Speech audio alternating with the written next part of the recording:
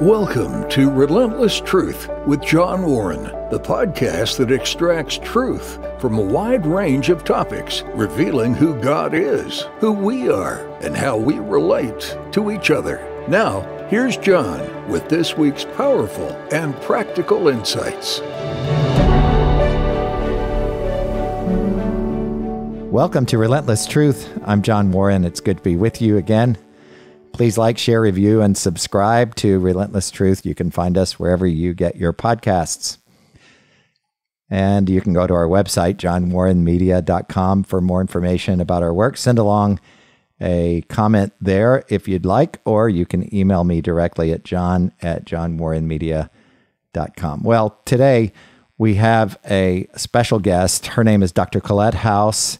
She is my old friend. We were just reminiscing about when we met, and it goes back 13 years or so. And this is a real treat to me, frankly. I don't always say that, but to have you, Colette, on this podcast episode to talk about Aurora Christian Schools, which is a very special place. Near and dear to me for a number of reasons. So welcome. Well, thanks for having me, John. Well, I'm glad you can take the time to be here. This audience is going to enjoy hearing about your school. Your school is I'm going to call it a pre-K through 12 Christian school located, if I recall, about 35 miles west of Chicago, in Aurora, which I think you've taught me over the years is the second largest city in Illinois. And you're near Naperville, and everybody knows where that is. So talk and about... near Wheaton. Everyone knows Wheaton. Yep, Wheaton, everybody knows. Talk about, if you would, just, I know you're very proud of it, your school. You are the superintendent of this school, and I've had the pleasure of getting to know lots of the staff and the board over the years, but talk about its founding and the age of the school, and just tell the story, if you would. Okay. Well, Aurora Christian was founded in 1975. That's 48 years ago, by actually my dad. My father, Paul House, he was a pastor in California, and through a series of events, the Lord brought us from California to Aurora, Illinois, to a church here. And when he was going to head back to California to put his daughters, me and my sisters, into Christian school, the pastor here said, well, why don't you start one? So kind of the rest is history. My dad started the school in 1975, my parents actually. And how did he do that? Did they rent a facility at first, like most people do? Right. At the very beginning, he and my mom and 7 teachers, and they were meeting in, he was a pastor of a Presbyterian church. He was actually an ordained Assemblies of God minister, and they started in a Baptist church in the area. So Aurora Christian Schools is a completely non-denominational school, and has just been helped by churches over the past, but is truly just a ministry of Christians in Aurora. So we were in a church just using their facilities for the very first year and a half, and then was able to buy a local rivet factory, and they rehabbed that for the second and third years of the school. And then a big old Aurora's first public high school, West Aurora High School, was up for sale in 1978, and my dad bought it at a street auction for $150,000. Full city block, amazing. So that was our then major campus through 2004. But it was in downtown Aurora, basically, and Aurora is a city of 200,000, lots going on, and the place, the location was not good for surrounding suburban families to send their children downtown. So it was just becoming more and more evident that the school had to move. So that is what prompted us needing to get another facility, and led to all these financial issues. You want more background on some of that? Well, and then when did you move to the current property, roughly? The current property was 2004. Yeah, 2004. And then that rivet factory that we originally had, so we had 2 campuses at that point. In 2008, everyone came all under one roof at our current property. And that, to me, when a person visits there, I'm sure their experience is similar to mine. When you picture a Christian school with, I guess you've averaged somewhere around 900 or so students over the recent years, you don't picture a school quite that. I don't want to say opulent, but you don't picture the facilities being quite that impressive.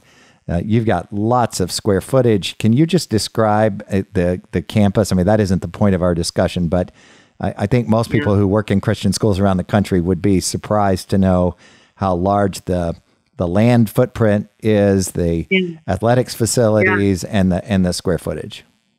We're so blessed. We have 26 acres. And we have a large pond out front. We're in kind of an industrial area, so it has, the retention detention pond.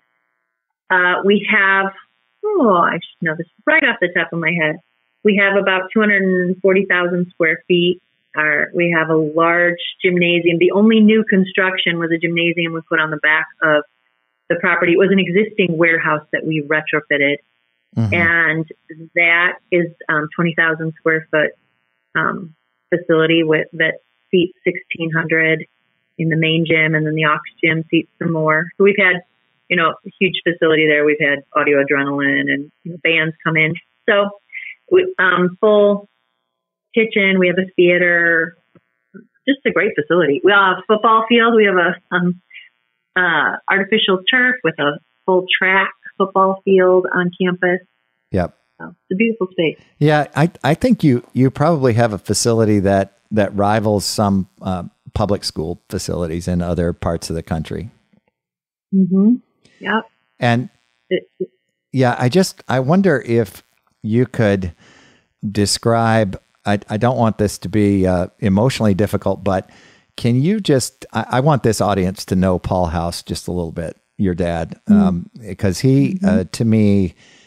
There are only a few men in this world who I would say have really had an impact on me and my work, and he's one of them.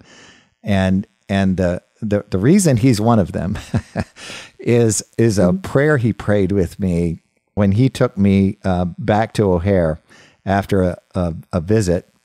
Thankfully, he kept his eyes open because he was driving, and your mom was sitting next to him. And I remember it was an up and back trip on a Sunday for a praise service that we'll talk about in a minute. But talk about him just for a few minutes. He I know he was a pastor. I know he founded a school. He had kind of an entrepreneurial spirit. He was a good. He was a visionary, and just talk about that if you don't mind. Yeah, definitely visionary, but humble beginnings, humble guy. He grew up on a chicken ranch during the Depression and had to work for everything he got. He worked as a journeyman carpenter to put himself through college and kind of to make ends meet even on the side.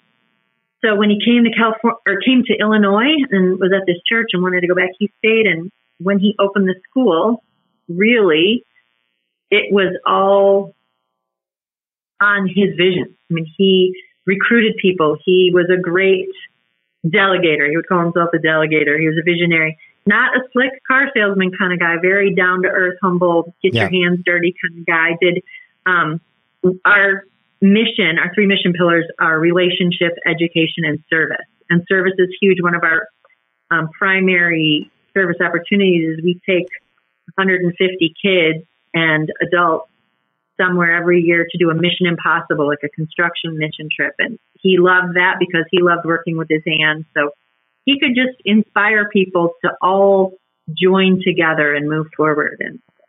And so Aurora Christian has never been fancy and slick, but always been the regular blue-collar, just working people that join together to give their kids Christian education. And he was the champion of that. Well, and I know some friends of his, and one of the things we all talk about to this day is Paul's prayers when he prayed, and he prayed in such a way that you're very respectful, but he practiced praying without ceasing as well as anyone I know. He had just such a warm style, and his prayers were long and conversational with God. I mean, one of those people you knew, this is truly a Christ follower. This is truly a man of God. Just a special guy. Totally. Loves Jesus and loves everyone around him. Yeah.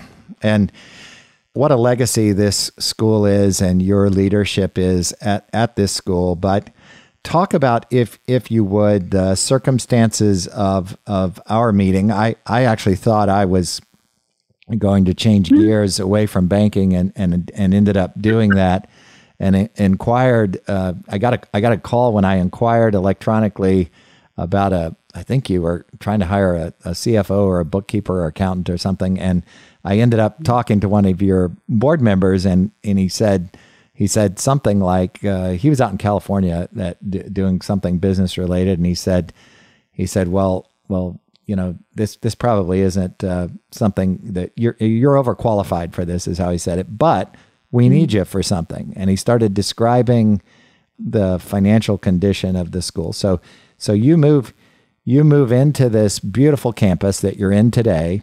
You've recruited lots of talented people to work there. Your school is thriving in many respects, but you had to take on some debt to pull all of that off. And so, if you're comfortable talk about those. I think it's just good for people to hear what the struggles were like to get to this point. Yeah. Sure. So, like I said, very blue collar town, blue collar people just working together. So every step along the way, there were no major big money, campaigns behind it. It really was, who did the Lord speak to? How could we do this? But as I said, we were in a facility in downtown Aurora that no one really wanted to come to. Didn't have any green space for parking and for PE or anything. We needed to move. And so over 10 years, the board was looking for, how are we going to fix this situation where we've outgrown our facilities, we need to move locations, but we want to stay in Aurora because we're committed to Aurora. We are Aurora Christian School. And that's hard. That's hard. I'm sorry to interrupt, but that's hard for a board to do that patiently for 10 years. That's a long time. Yes. Oh, so long. And, you starts and stops. And so then families start to go, well, they're never going to move. We're always going to be stuck here. People would pick up the phone, in the office, they would say, welcome, hello, Aurora Christian Schools. People would say, well, where are you located? And we'd tell them, and they'd just hang up before even coming to visit. So it was getting to where we had to do this. Well, several great things, several miracles. Everything has been a miracle in our history. A family donated some land, and we had soccer fields on it, and we had used it. And it also was near our other campuses in downtown Aurora, and we thought we were going to build there. So we've been talking about that, discussing that, but it just was not working out. And so families were like, well, you were going to do it, and now you're not. And it wasn't the best location. Things didn't pan out. Then another farmer in the area believed in ACS, and he wanted to give some other property, which we call Deer Path now, out kind of on the edge of Aurora, the outskirts of Aurora by North Aurora and Batavia, some other suburbs. And he was gifting this to the school, and he died just before it could happen. And so it went into an auction sale with the family, and so we didn't get the property. And the widow actually said, my husband wanted ACS to have this land, so she sold it to us at an incredibly cheap farmland rate. So we got about at the time, I think we had about 120 acres. And at the time, in the late 90s, early 2000s, land values were very high.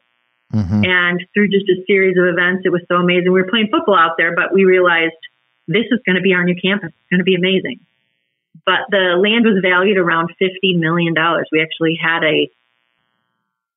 an offer on it that fell through, stops and starts.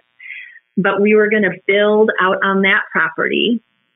And when we announced that we were going to break ground, we had an architecture firm that had designed it all. Another school family said, we have this warehouse, this facility that we need to get rid of. It used to be a Chicago Sun-Times distribution center. We need to sell it. Maybe you could buy this and rehab it and, get more for less. My dad was like, oh no, I don't want to rehab another building. Crazy. I want a new one. But the Lord worked it out. And so the property we are on now, our Sullivan campus, our main campus, was an existing facility. And we were able to purchase that for $9 million and then do a project for about 18.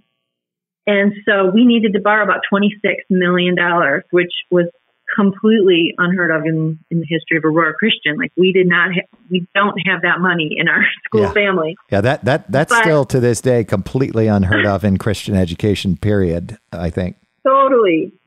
And but our land was valued at $50 million, around $50 million. So the bank actually was willing to give the loan on that collateral, and we were selling that off. So all of this happened, and the Lord just kept opening the doors. We had large financial school families that were also advising, and it all was working out. The Lord was opening these doors, and so we were so blessed that we'd gotten this land. Those were so much, and we were able to get more for less, so we could sell the land off and have our property and our campus completely paid for with reserves. That was the plan. Right. So that all happened in about 2004.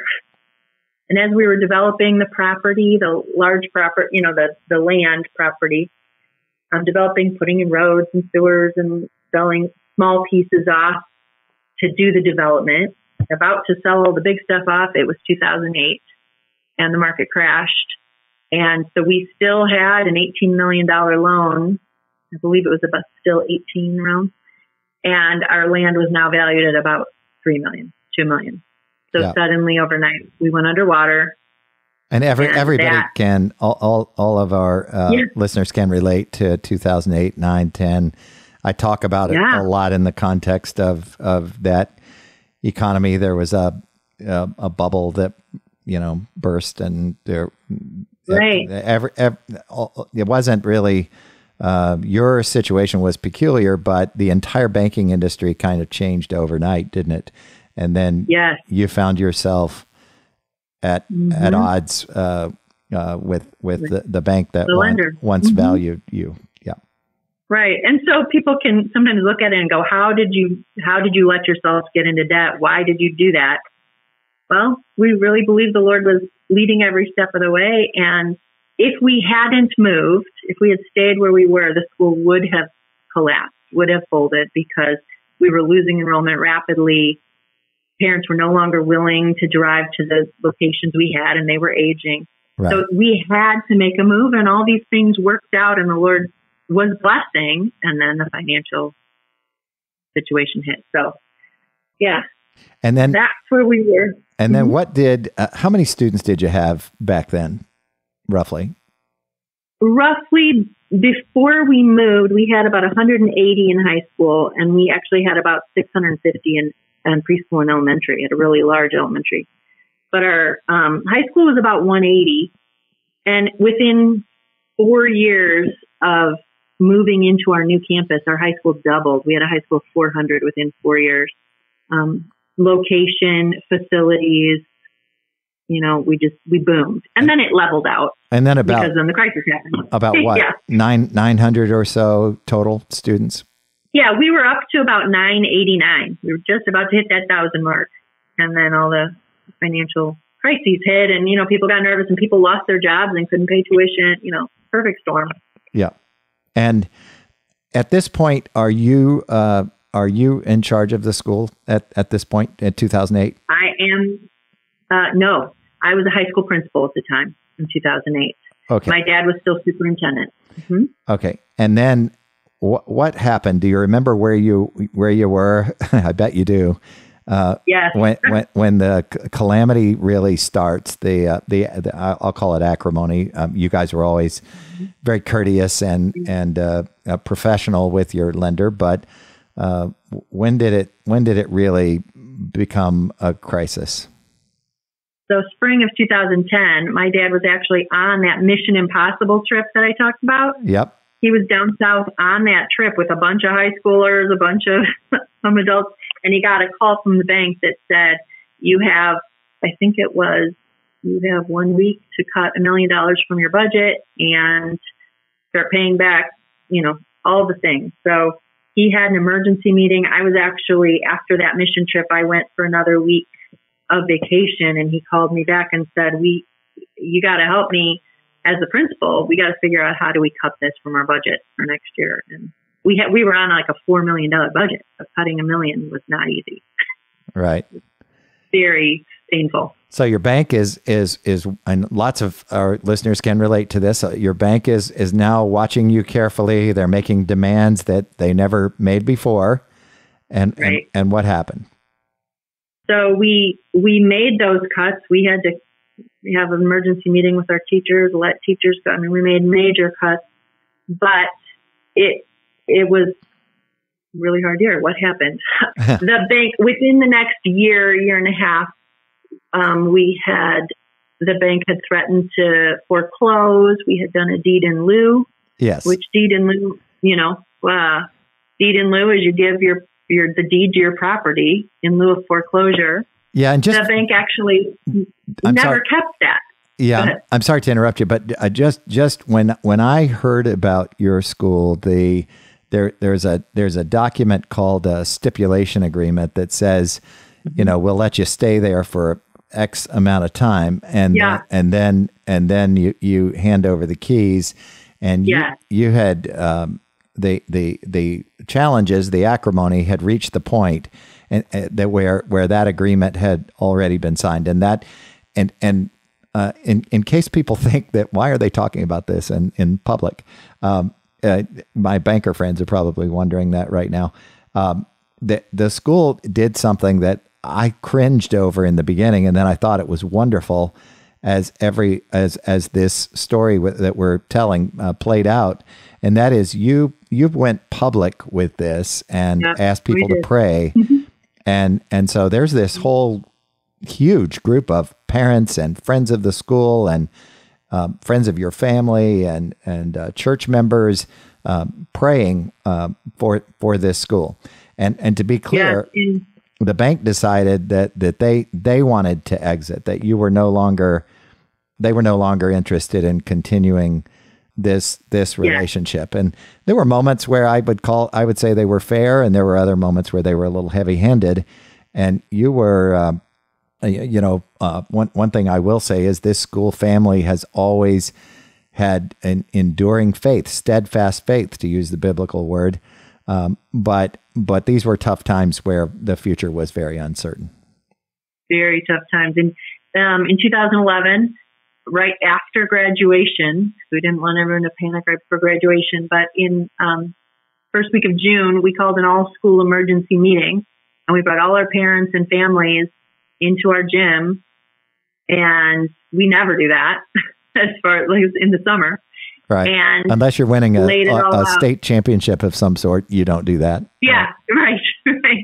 And laid it all out and had a table, and we said, we're giving all of your tuition deposits back for next year. We hope that we'll be open, and we hope that we can call you back, but we cannot promise that we will be open because the bank may foreclose. Because all the terms kind of had changed. Suddenly the environment was different, and asking to pay back much more faster than we had. We didn't default on our loan originally, but it just all started to snowball. And then that summer, actually, we lost a finance manager, and I'm like, what are we going to, we need someone who knows finance, but in this situation, what do you do? And I was very reticent, but we posted on ACSI website, that's the Association of Christian Schools International, and I thought, I don't even want to do this because no one should move their family across country to come here into this mess because we're probably not going to survive. And we got this strange application from some guy in Florida that said, I'm really overqualified, but please don't throw this away. I'm currently please call me. I'm currently the CEO of a bank, but I want to do something ministry related. And then, do you remember who that board member was? Who are we okay saying his name? Who called me from California? Yes, Al Wolf. Yes, it was Al. Amazing man of God, prayer warrior. Yes, and you know what was so beautiful about that conversation? We didn't waste time on niceties. He was a very pleasant guy, but he said, no, you're not interested in this from that standpoint, but we need you. That's how he said it. And he said, here's the situation. And he started talking to me, and I could tell this is a businessman who knows what he's doing, but he just said, we're in a difficult spot. Can you help us? And then I remember, and feel free to fill in these gaps here, but I remember I solicited the help of a friend, and we began to, I think the first thing that the bank did is they ended up giving you another year of life. And that provided some time. And then my friend came up several times and met, we'll call them loan sharks. There were some unsuccessful efforts. Yep. And one of the things that happens for everybody's benefit who's listening, who's never been through anything like this, is there's a group of lenders that they like to take advantage in a situation like this. So we had to be very careful. Sure. Be very careful with that. And then ultimately, and you're welcome to talk about my lack of faith at this moment, but ultimately there was a lender who came forward and said, we'll do this for you.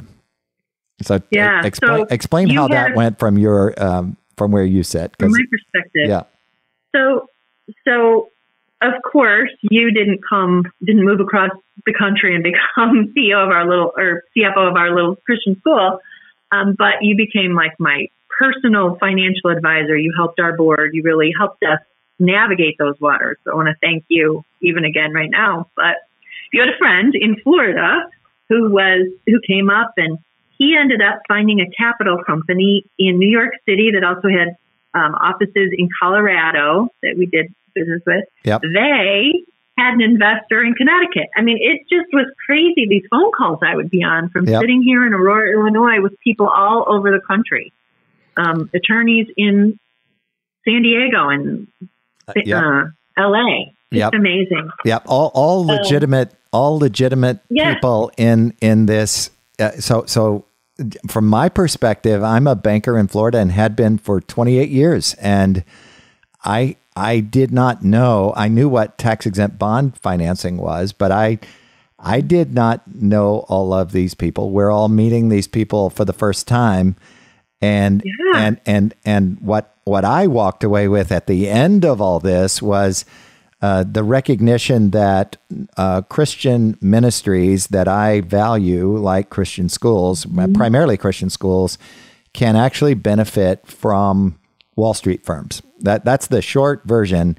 There are funds out there, and I've been part of transactions with BlackRock and T. Rowe Price and other funds since this experience, but it was a little jolting after kind of some of those we'll call them loan sharks for short, and then to find some legitimate people like a guy named Bob DeMondbren who turns out to be kind of a hero of this story in many respects, and so this process though takes forever. In this particular case, it just took a long time. We've kind of condensed the story, but you had to be long suffering. You had to keep the faith. You had to encourage your board because you are running the school now at this point, right? Yeah. In the story. Yes. And yes, at 2010. And your dad is still involved, and he is just solid, and he's praying.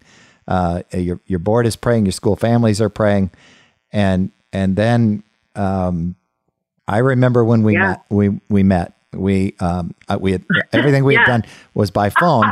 I'm sitting in your office. You have this huge group of people that you just referenced by geography a minute ago, and everybody's on the phone, and we're having these update calls. And I remember asking you to mute the line, and I said, I'm not confident. We were 2 weeks from closing, and I said, I'm not confident this is going to close. It doesn't sound right that they're asking these questions. So before you praise me too much, you have to say this guy was also a little bit of a humanist whose faith was weak, and I really was not convinced until the closing actually happened that this was going to happen. Yeah, it's true. Every other day it was like, yes, it's great. And the next day, no, this is not going to happen. The next day, yeah, the Lord came through. No, it's not going to happen. So it really was.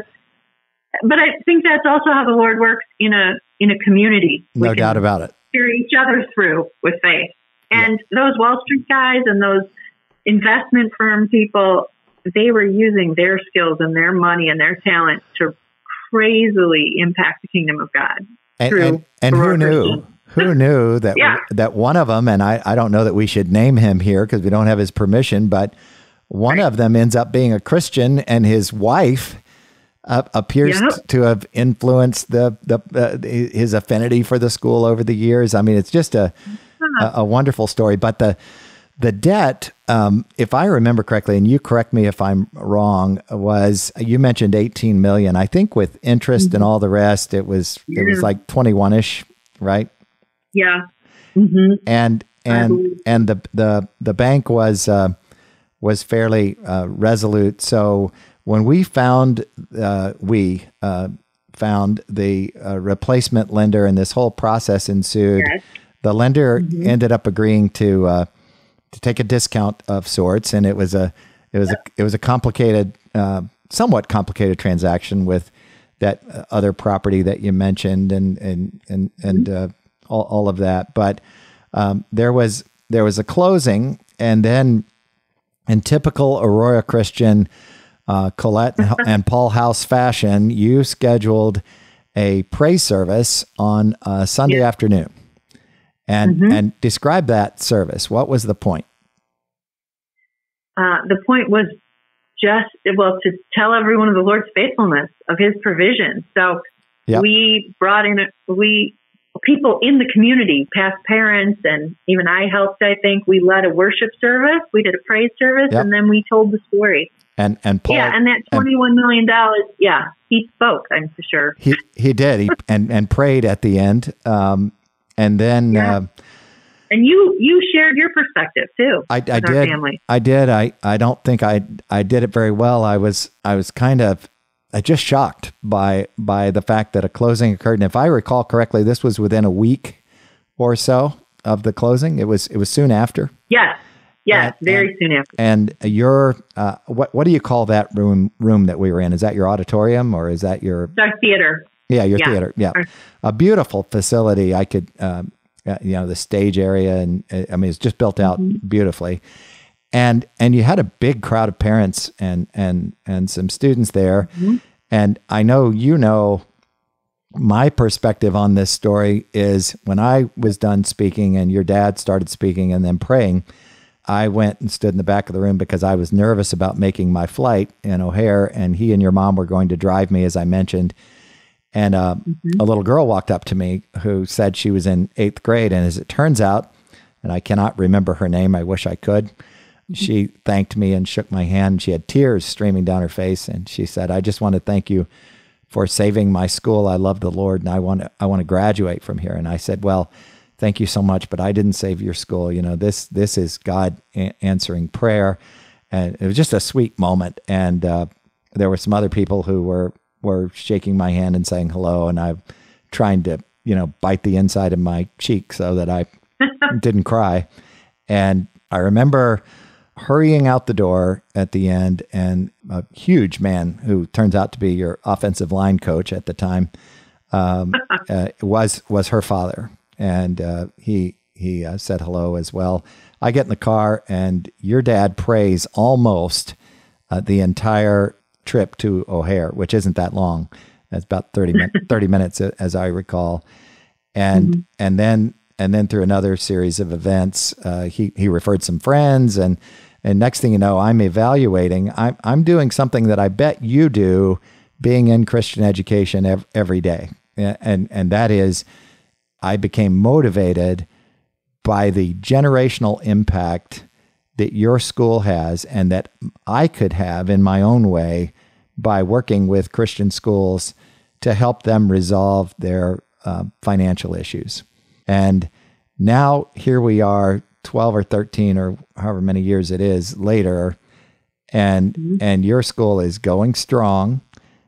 You've not had an easy path since that closing, but it's all a beautiful story, but talk about if you would, talk about since the closing, what has happened.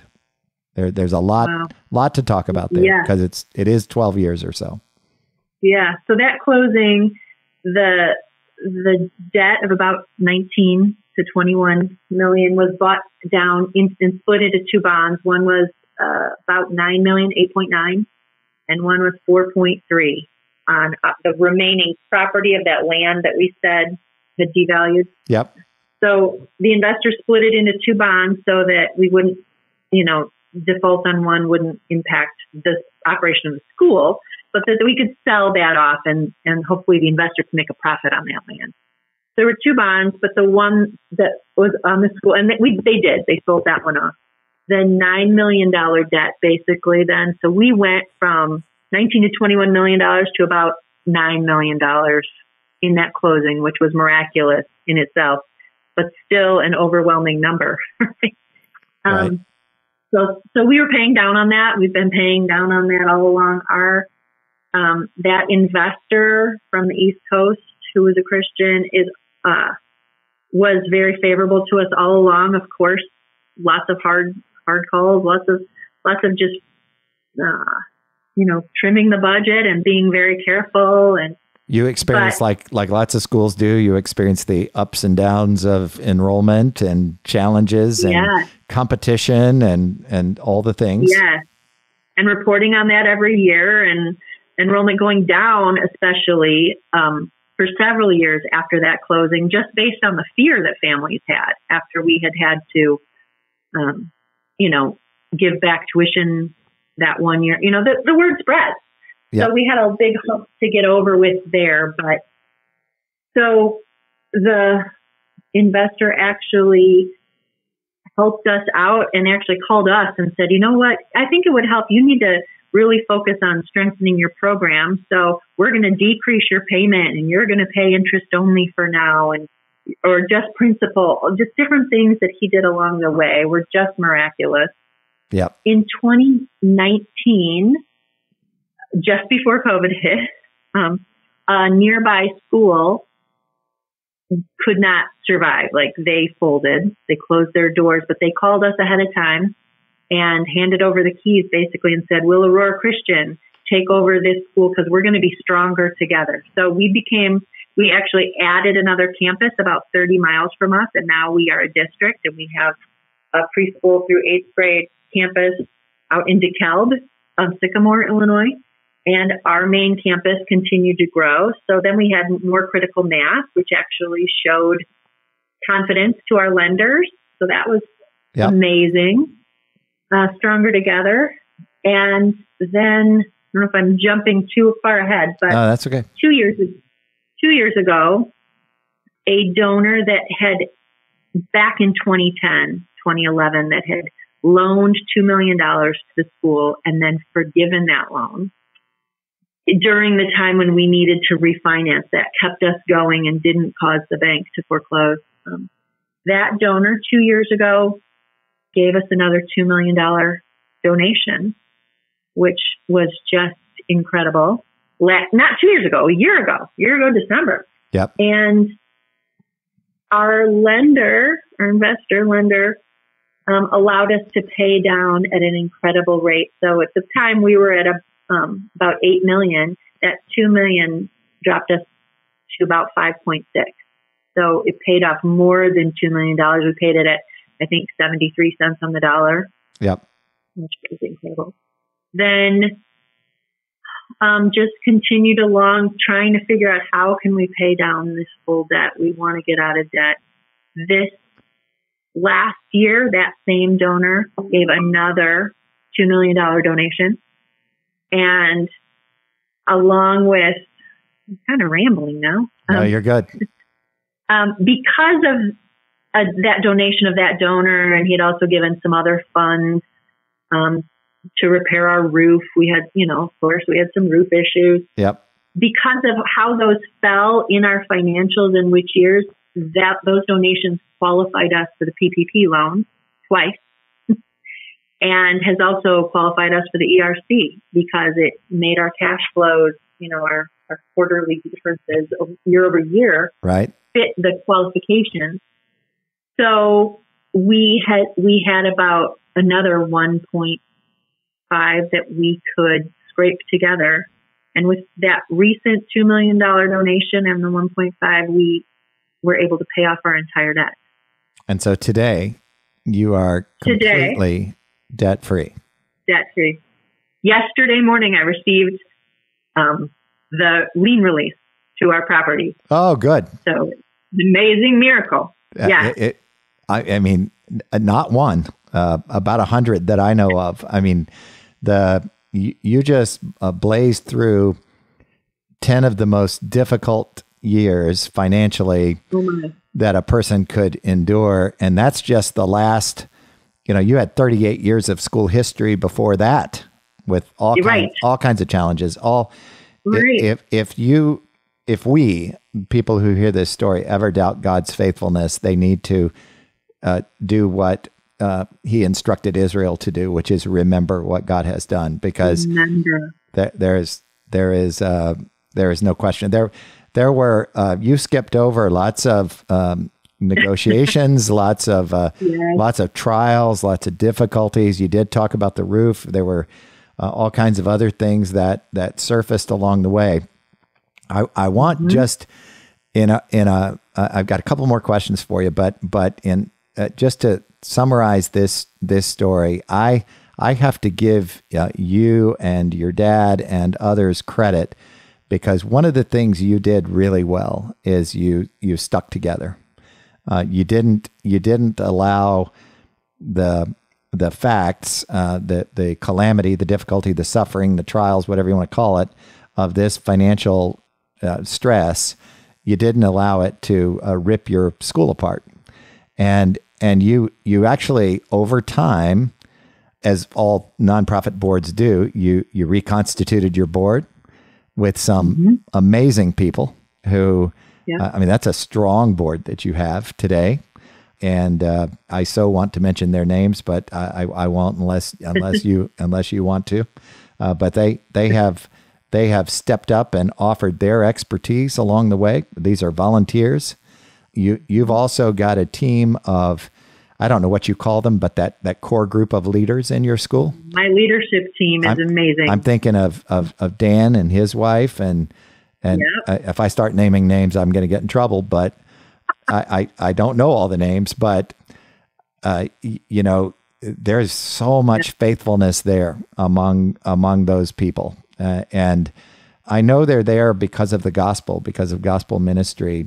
And so I don't want to go. They would be embarrassed at probably even these comments. But what a blessing at Aurora Christian School to have that board and that team together. Just talk about that just for a second. And in that response to this prompt, I'm wondering if you could brag on your school a little bit, because you don't do that often in our conversation, because I know it. But there's a beautiful trophy case, I'll call it, when you walk in the school, and you go straight ahead, you get about halfway in there. There's this lunch area, if I recall correctly, and there's a wall that is really impressive. What we've described, the faithfulness and the worldview of this school, that is the heart of the school. The gospel is the heart of the school, but there's excellence that goes on in that school academically and athletically that I'd love for you to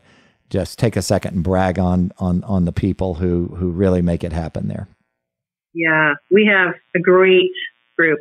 We had amazing founders, my dad and Don Davidson, who started the school and for 30 to 40 years moved it forward, and we have great people now. Same thing with the board members. The board members back in 2000, 2010 that made these decisions along the way. We're listening to God. We're following His prompting, and so many of them also helped us through Dan and Phil, and they were doing some heavy lifting. Heavy lifting back then, and I'm excited to celebrate with them now to share the story of where we've come. But our current board also, a couple Joes and Bob and Jana. We've got some great people on our board now that are doing wonderful things. And our leadership team. You mentioned a guy named Dan and his wife, and he's our AD. He's kind of been in the trenches at my side. He took over for Don Davidson, who was a rock. It still is an amazing man of God. But Dan has stepped up and filled those shoes and been a support to me and a support to our board. And he and his wife work for the school. They could have left fearful for their own personal family, well-being with both their salaries coming from, but just believed in the Lord, and some great principles that have come along. We just have a fantastic team. And I think the stability of our leadership team and trusting is what allowed our families to trust and stay. Our staff, our faculty, they didn't scatter. Right. Like you said, really holding strong. That, I believe, is what has made Aurora Christian work. You mentioned our trophy case. We have a lot of good trophies. Our basketball teams have done great. We've gotten a second in state, a fourth in state. In Illinois, that's not easy. We're fighting against Chicago, suburb schools, all of the things. But we also won back-to-back state trophies. We have in football. So we call it God's Field, and it's everything we do. But Don Beebe, who is who played for the Bills and the Packers, he came along. He didn't just play for the Bills. He made Leon Lett fumble. He did. He made Leon Lett fumble, and he helped Packers win a Super Bowl. So he was a longtime football coach for us, and we won back-to-back state trophies under him in football, and his brother now coaches and still doing great. And these are people who've really, I think of Dan and his wife again. What is her name again? I'm sorry. Stacy. Yeah, Stacy and Dan. Stacy. Yep. They also BB. Yeah. Yeah, they have a level of dedication to what goes on there, and I know there are others, and you always get in trouble when you start mentioning names, but it's a we're here, we're going to weather the storm, we believe in what we're doing. These are smart people. These aren't people who didn't have other places they could go. They get up early and work hard, and this entire team is impressive through, and I know there are hundreds of other schools out there who will listen to this and they'll say, well, what about my school? And yes, there are lots of dedicated people delivering Christian education, but this team is special, and I can't think of another situation where the challenges have been as weighty and as lengthy over a long period of time as they've been here in this particular school. So the tenacity and vigilance and trusting God that goes on there is just a wonderful testimony to a watching world. Amazing. Well, yeah. Talk a little bit about, and you hinted at this, but you've got strong academics. I'm thinking, I'm thinking of even your art program and arts in general, and all those other things. Brag about the school for a minute, because as we wrap this up, I want this audience to understand. I think they do by now, but what a special place this is. It's a great place. You mentioned our art program. We have kids that have been to all the top art schools. Our art teacher just now is representing the state in our state, in the national art conferences. We have kids that are doctors, lawyers, tradespeople. I mean, we do it all. Our vision really is that students will follow the Lord's calling in whatever that path is. So we want kids to follow that path. If it's college and doctorates, we want them to do that. But if they're going to go be the best possible electrician in the city, we want them to do that and empower them there. We have, honors and AP classes. We are a standard great school, and we try to do it all. We're not a fancy, slick school. We are a roll up your sleeves and get it done, but we strive for excellence in all we do. We have, I don't know, I guess I should be able to brag more than I do. Well, we have great sports programs all around. It's just a great place. Yeah, and there's a big family that goes beyond the people that we're mentioning. It's funny, just knowing this school for as long as I have, I hear names in the community of people who support this school in various ways, who come alongside. I forget, Dan told me one time how many coaches you have involved in all of the sports, and it was a huge number. This is a big place that does lots of good work and has a wonderful testimony in the community.